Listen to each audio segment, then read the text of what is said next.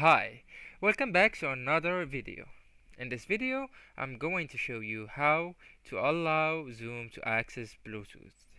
Let's consider that you got a new microphone or camera and you want to use it on the Zoom meeting.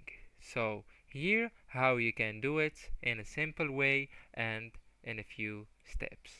So first you need to look for Windows settings, then click on that gear icon, right? So then on the left side you will look for Bluetooth and devices, click on it, and here you can add a device by Bluetooth.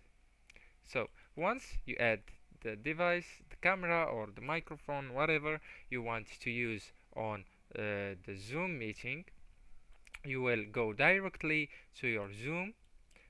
Of course you need to be sign in, and then you will click on a new meeting. From here you can set up your device that you want to use by using Bluetooth, or once you click on join and then you enter your meeting ID, personal link name, and then you enter your name here, you copy paste the link, you can on the meeting, just like the same as I showed you on the new meeting, you can set up that devices just the same as I already showed you.